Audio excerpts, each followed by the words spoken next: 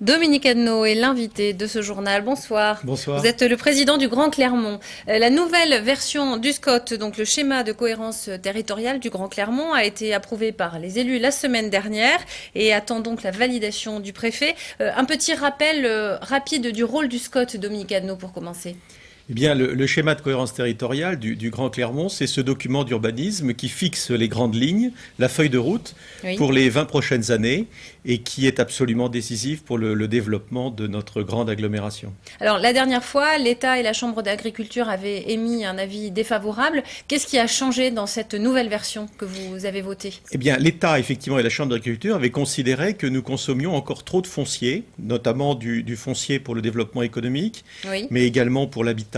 Donc ça mangeait sur les terres agricoles. Voilà, et il faut rappeler que nous avons des terres agricoles, notamment en Limagne, de très grande qualité. Et effectivement, nous avons repris notre copie, considéré que ces objections et ces remarques étaient pertinentes et justifiées.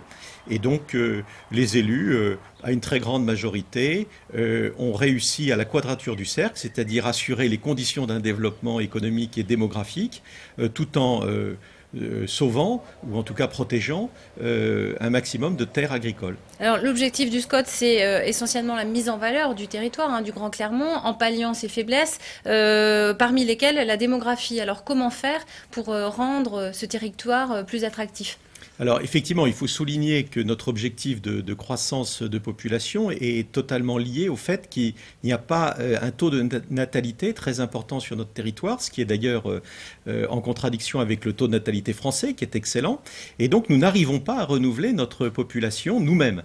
Et il faut donc compenser cette faiblesse par des apports extérieurs. Et pour cela, eh bien, il faut faire deux choses. Il faut d'une part créer de l'activité économique supplémentaire, car les gens qui viendront nous rejoindre, évidemment, viendront pour y travailler. Oui. Et ensuite, il faut pouvoir construire des logements pour également accueillir ces familles. Des logements qu'on va construire où? 45 000 sont programmés d'ici à 2030? Alors, on va les construire, et c'est ça l'originalité du schéma de cohérence territoriale du Grand Clermont, partout.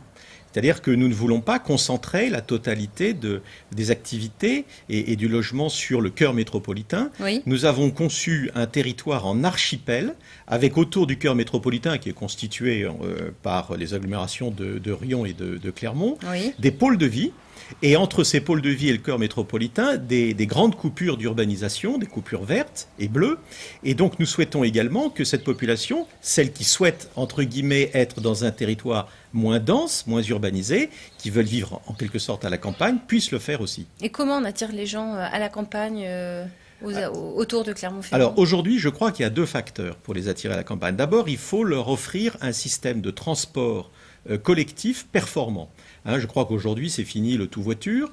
D'abord, ça coûte très cher, et puis ça n'est pas très développement durable, c'est le moins qu'on puisse dire. Oui. Et donc, il faut que l'urbanisation future se fasse autour des nœuds de transport public. Et donc, il y a tout un travail à faire pour redéployer les transports publics, qu'ils soient ferroviaires ou routiers, permettant de bien desservir ces pôles de vie. J'en profite pour vous poser une question sur la situation à la T2C, puisque un communiqué a été émis hier. Les syndicats ont expliqué qu'ils allaient maintenir la grève pour jeudi. Ils attendent, ils ont dit un engagement ferme de la part de Serge Godard pour éventuellement je crois que je ne suis pas autorisé à parler évidemment au nom de Serge Godard, mais pour avoir participé aux différentes réunions qui ont eu lieu dans nos groupes politiques, à Clermont Communauté dans le cadre de la conférence des vice-présidents, c'est-à-dire l'exécutif, oui, eh bien nous avons tous à l'unanimité, y compris Serge Godard, pris un engagement de confier dorénavant